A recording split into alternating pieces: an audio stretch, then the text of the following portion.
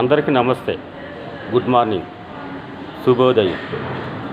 Today data 19-3-2025. Time at 9:45 AM. ఈరోజు తేదీ మార్చి 19, 2025.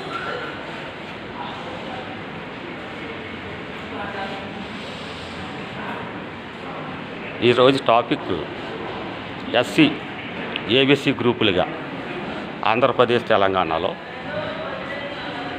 ఆ రాష్ట్ర ముఖ్యమంత్రులు మాన్యశ్రీ శ్రీ చంద్రబాబు నాయుడు గారు, ఆంధ్రప్రదేశ్ మాన్యశ్రీ శ్రీ రేవంత్ రెడ్డి గారు, తెలంగాణ స్టేట్, తెలుగు రాష్ట్రాల ముఖ్యమంత్రులు మరి 17, 18 తారీఖుల్లో శాసన మండలిలో షెడ్యూల్ కులాలకు సంబంధించిన వర్గీకరణ ఏబీసీ 3 గ్రూపులుగా వర్గీకరించినందుకు గత 20 సంవత్సరాలుగా మేము ఎదురు చూస్తున్నటువంటి మా యొక్క కష్టాలు, బాధలు, ఆవేదన ఈ వర్గీకరణ ద్వారాగా మాకు న్యాయం జరుగుతుందని భావించుకుంటూ, అయితే ఆంధ్రప్రదేశ్ ప్రభుత్వం కులాల సమగ్ర సర్వే 2024 ఫలితాలు, లెక్కలు, ఓటర్ల విధానం, మాల మాదిగ రెల్లి వారి యొక్క జనగణమన జనాభా నిష్పత్తి, మాదిగలు 35,85,725 మంది. అలాగే మాలలు 33,54,037 మంది. అలాగే రెల్లి 18,35,008 మంది ఓటర్లుగా ఆంధ్రప్రదేశ్ ప్రభుత్వం కుల సమగ్ర సర్వే 2024 ప్రభుత్వం తరపు నుంచి వారు ప్రకటించడం జరిగింది. ఈ సందర్భంగా మంద కృష్ణమాదిక్ గారు, ఎంఆర్పిఎస్ అధ్యక్షులు, ఏబీసీ గ్రూపులుగా వర్గీకరించినటువంటి షెడ్యూల్ కులాల వారికి ఎంత శాతం కోట రిజర్వేషను జనాభా దామాస పద్ధతిలో ఇవ్వాలని చెప్పి నొక్కి వక్కాడించారు. అయితే ఈ యొక్క ఇప్పుడు వివరించిన కులాల సమగ్ర సర్వే జనాభా 2024 అది ఖచ్చితత్వం ఉన్నదని చెప్పి ఎంఆర్పిఎస్ అధ్యక్షులు మంద కృష్ణమాదిక్ గారు ఒక వీడియో చేసి వివరించారు. ఆ వివరణ ఏమిటంటే, మాలల కంటే మేము అధికంగా ఉన్నాం.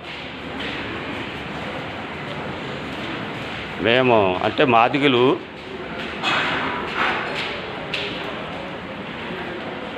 35,85,725 మంది ఉంటే, మాలలో 33,54,037 మంది ఉంటే, రెల్లీలు 18,35,008 మంది ఉన్నారు. కాబట్టి అధిక సంఖ్యలో మేము ఉన్నాం. కాబట్టి మాకు రావాల్సిన రిజర్వేషను 9% కాదు 11% వస్తుంది అని చెప్పేసి అన్నారు. 35,85,725 మంది మాదిగలకి, మరి 33,54,037 మంది ఉన్నటువంటి మాలలకి మధ్య వ్యత్యాసం చూడండి అని చెప్పారు.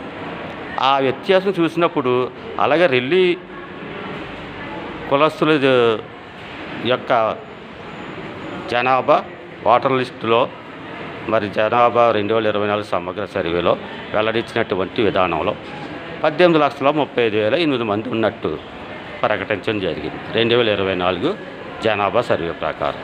ఈ సర్వే నమ్మాలా నమ్మకూడదనే దాని మీద ఒక వివరణ మందకృష్ణమాది గారు పూర్తిగా విశ్వసించారు, నమ్మి ఉన్నారు.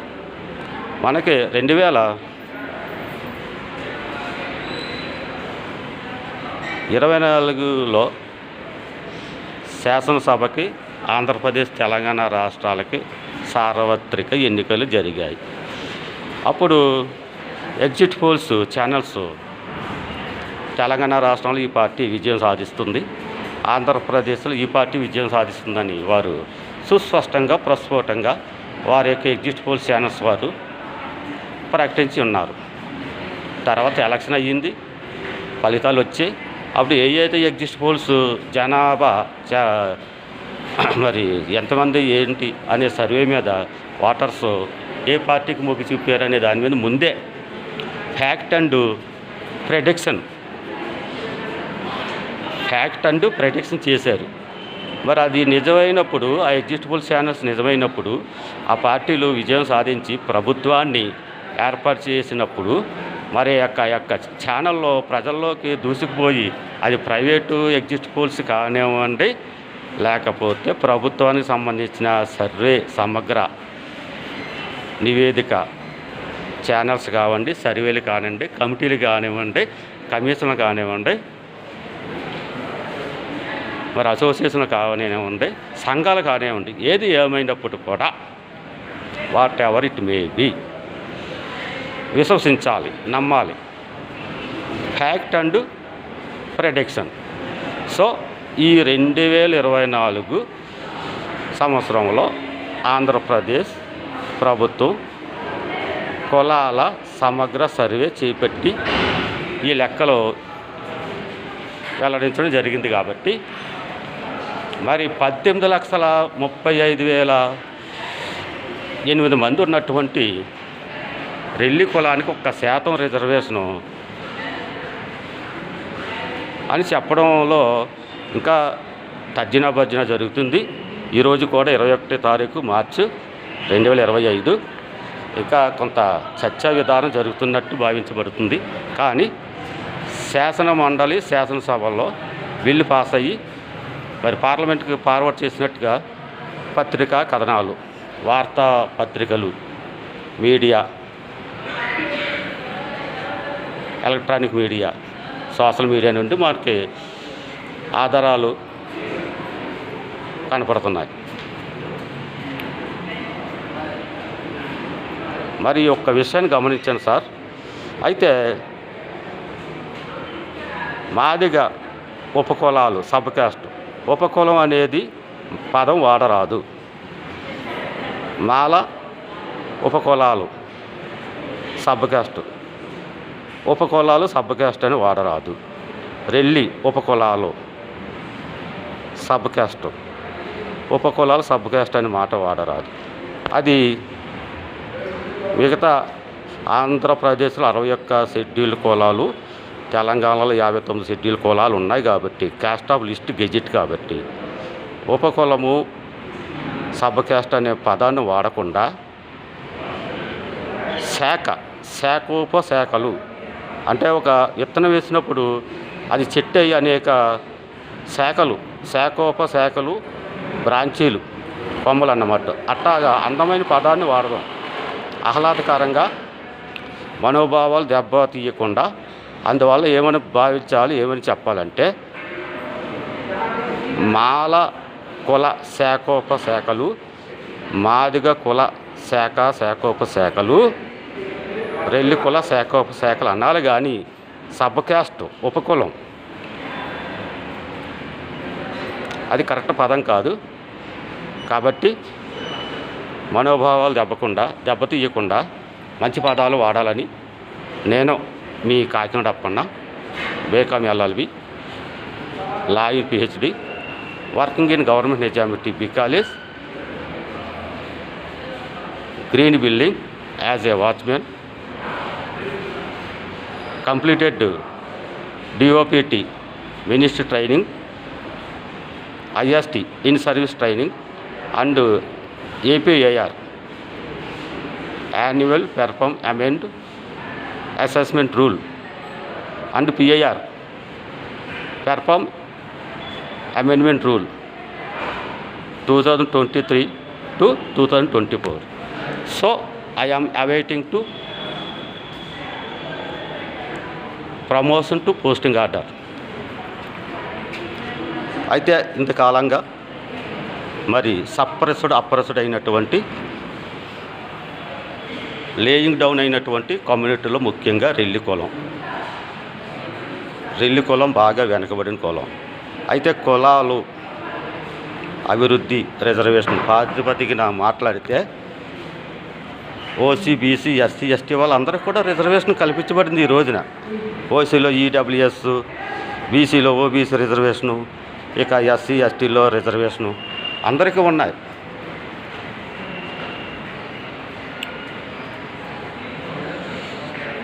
అయితే అభివృద్ధి చెందిన కులాలను బాగా గుర్తించి వారికి రిజర్వేషన్ కల్పించబడదు. అంతేగాని జనాభా ఎక్కువగా ఉన్నదని రిజర్వేషన్ ఎక్కువ కావాలి, అది కరెక్ట్ పాయింట్ కాదు. జనాభా ఎక్కువగా ఉన్నారు అంటే అర్థం ఏంది? వారి రిజర్వేషన్ ఫలితాలు ఇప్పటి వరకు 75 సంవత్సరాల పాటు ఆ ఫలితాలు ఆ సోర్సెస్ అనుభవించారు కాబట్టి జనాభా పెరిగిన తర్వాత పెరిగిన జనాభాకి అధిక శాతంలో రిజర్వేషన్ కోటా పర్సంటేజ్ అడగడం కరెక్ట్ కాదు. ప్రభుత్వాలు కూడా గుర్తించాలి. అసలు రిజర్వేషను పొందలేని వారు, రిజర్వేషను కలిగి లేనివారు, రిజర్వేషను అనుభవించలేని వారు, ఇప్పటి వరకు రిజర్వేషన్ అంటే తెలియని వాళ్ళు, ఆ విధానం నోచుకోలేని వారు, బాగా అట్టడిగిపోయి అణచివేయబడి అణగారిపోయి suppressed oppressed and laying down communities వాటిని గుర్తించి ప్రభుత్వాలు రిజర్వేషన్ కల్పించాలి. కానీ ఇప్పుడు తంతు వేరేగా ఉంది. 70 సంవత్సరాలుగా 2 కులాలు ఎస్సీలో రిజర్వేషన్ పొందిన తర్వాత వారు ప్రభుత్వాన్ని బ్లాక్మెయిల్ చేసే విధానంగా ఉంది. మా కులగణ జనాభా అధికంగా ఉంది కాబట్టి మాకు అత్యధిక శాతం రిజర్వేషన్లో కోటా నిష్పత్తి బట్టి, తామస నిష్పత్తి బట్టి అధిక మొత్తంలో కోటా పర్సంటేజ్ డిమాండ్ చేస్తున్నారు. ఎందుకంటే అధికంగా మేము ఓటర్లుగా కలిగి ఉన్నాం కాబట్టి. మాదిగలు 35,85,725, మాలలో 33,54,037 మంది. వీళ్ళ డిమాండ్ ఓటర్లు మేము ఇంతమంది ఉన్నాం కాబట్టి రేపు ప్రభుత్వాన్ని కూల్చవచ్చు, నిలబెట్టవచ్చు, ప్రభుత్వాన్ని గద్దె నుంచి దింపవచ్చు అని వారి యొక్క మనోభావము, వారి యొక్క పట్టుదల, విశ్వాసం. ఓటర్లు అంటే వారు అభివృద్ధి ఇప్పటి వరకు చెంది ఉన్నారు కానీ సామాజిక న్యాయం, సామాజిక బాధ్యత, సామాజిక పండితులు, సామాజిక నిపుణులు, సామాజిక న్యాయ కోవిదులు, సామాజిక అస్పృశ్యతను పారదోలేటువంటి గొప్ప గొప్ప మేధావులు యాజ్ లైక్ గాంధీజీ, అట్లా వారు ఏం ఆలోచిస్తున్నారో చూడండి. అభివృద్ధి చెందిన వారికి రిజర్వేషన్ అవసరమా? అభివృద్ధి చెందిన వారికి రిజర్వేషన్ అవసరమా? ఈ రిజర్వేషన్ 70 సంవత్సరాలుగా వారు అనుభవించిన తర్వాత జనగణ కుల సర్వే ప్రకారంగా ఓటర్లుగా మేము ఇంతమంది ఉన్నాం కాబట్టి ప్రభుత్వానికి మేము అవసరం కాబట్టి ఖచ్చితంగా మాకు ఇంత కావాలని డిమాండ్ చేస్తున్నారు. లేని పక్షంలో ప్రభుత్వాన్ని బ్లాక్మెయిల్ కూడా చేస్తారు. అందువలన ప్రభుత్వానికి మరియు సామాజిక న్యాయం, సామాజిక భద్రత, సామాజిక సంస్కృతి, సాంప్రదాయ, భారతదేశం యొక్క స్థితిగతి, పరిస్థితులు అన్నీ తెలిసినటువంటి సామాజిక న్యాయ శాస్త్రవేత్తలు, సామాజిక న్యాయ కోవిదులు, సామాజిక న్యాయ పండితులు, సామాజిక న్యాయ నిపుణులు అందరూ కూడా ఆలోచన చేసి అభివృద్ధి చెందింది ఎవరు అనే దాన్ని గుర్తించి అది ఓసీ బీసీ ఎస్సీ ఎస్టీ ఎవరైనప్పటికీ కూడా వారు రిజర్వేషన్ కోటాలు అడగడం న్యాయంగా ఉందా, ధర్మంగా ఉందా, చట్టబద్ధంగా ఉందా చెప్పండి. యాక్చువల్గా అభివృద్ధి కలిగినప్పుడు అంటే అభివృద్ధి అంటే అన్ని వసతులు కలిగినప్పుడు అవసరాలు, సదుపాయాలు, సౌలభ్యం, amenities, accommodation and what about living in existence in surveying position as identical in the top of the position. That's why did you asking the reservation? Why did you asking the reservation? It's whom and who are any community. కాబట్టి ఆలోచించండి. రెల్లి కులానికి అన్యాయం జరిగింది. మరి quota చాలా తక్కువగా ఇచ్చారు. సమగ్ర కులగణ సర్వే 2024 ప్రకారంగా ఇచ్చినటువంటి లెక్కలు బట్టి 18,35,800 మంది ఉన్నారు రెల్లి కులాలు. మరి 35,85,725 మంది ఉన్న మాదిగిలికి 9% 33,54,003 అంటే 30 అంతమంది ఉన్నవారికి 5%. మరి రెల్లీలకి 18,35,800 మంది ఉంటే 1%. అది ఎంతవరకు సమంజసం, ఎంతవరకు న్యాయం, ఎంతవరకు ధర్మం? దయచేసి నా యొక్క వీడియోని వన్ కమిషన్ వారికి, ఆంధ్రప్రదేశ్, తెలంగాణ, భారత ప్రభుత్వం వారికి పంపించి ఉన్నాను. నా యొక్క ఆనెస్టీ అండ్ సిన్సియారిటీని గుర్తించి తొందరగా నాకు posting order, promotion posting order ఇప్పించగలరని, సుపరిపాలనకై నా యొక్క పెర్ఫార్మెన్స్ చేసి నిరూపించి యావత్ భారత జాతి, ఆంధ్ర, తెలంగాణ తెలుగు వారికి సుపరిపాలన అందించి గుడ్ గవర్నెన్స్కి ఒక పిల్లర్లా నిలబడి ప్రభుత్వానికి, ప్రజలకి, దేశానికి, రాష్ట్రాలకి, నా జాతి ప్రజలకి అందరికీ మంచిగా సేవ చేయడానికి నాకు అవకాశం ఇవ్వాల్సిందిగా ఆంధ్రప్రదేశ్, తెలంగాణ ముఖ్యమంత్రుల వారికి మరియు భారత ప్రధాని మోడీ వారికి, నరేంద్ర మోడీ వారికి మరియు ప్రెసిడెంట్ ఆఫ్ ఇండియా వారికి respective of the any officers dependent on my DoPT minister of under training సంబంధిత అధికారుల వారందరికీ కూడా నమస్తే తెలియజేస్తూ ఎదురు చూస్తూ పోస్టింగ్ కోసం సదరు అధికారులు, నాయకులు మద్దతు ఇస్తారని మనస్ఫూర్తిగా కోరి ప్రార్థిస్తూ జై హింద్, జై ఇండియా, జై భారత్.